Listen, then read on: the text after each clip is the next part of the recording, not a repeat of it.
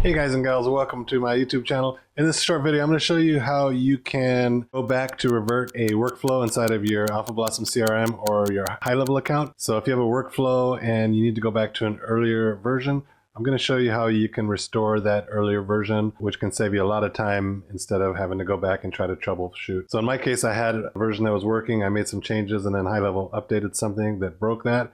So I was able to quickly just go back to a previous version that was working and just publish that one and then back in business. So let's jump into it. Before we do, if you haven't already subscribed to my channel, click that subscribe button down below. If you're new to HighLevel or you just want to learn more, I've got a link to my free group down below in the comments as well. So love to have you over there and support you. And then also we've got some of our affiliate links down below. So if you join HighLevel or if you upgrade using my link, I'll be happy to support you and share our resources and things with you as well. So let's jump into it and I'll see you on the other side.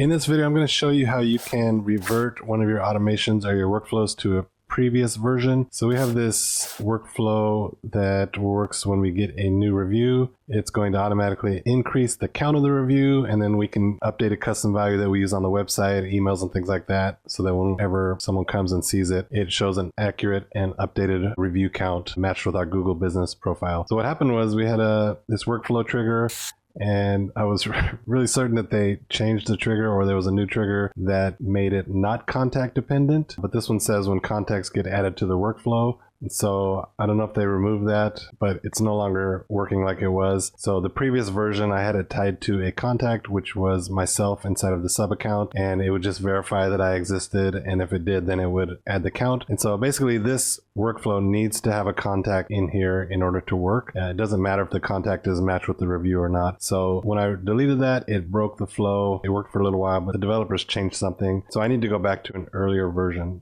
So if you come over to the left, you can see there's a version history here. You can also do a shortcut, which is the arrow and the V.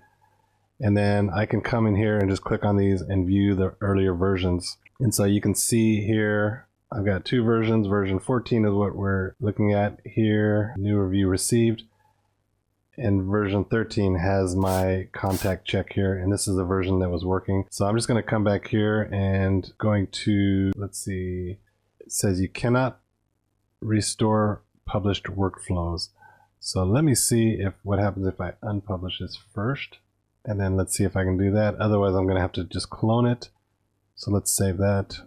Okay, so we save that. So now let's come back and look at this version, and then we're going to restore this version. So we restore that version 13.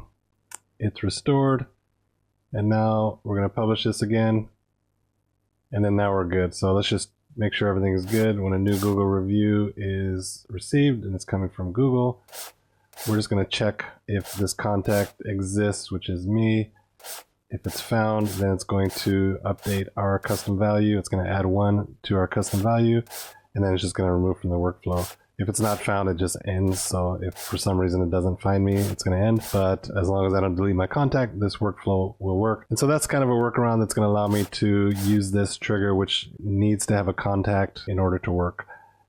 Yeah, so that's how you can restore a previous version of your workflow. Just over here in your version history, you can go back all the way to the very beginning.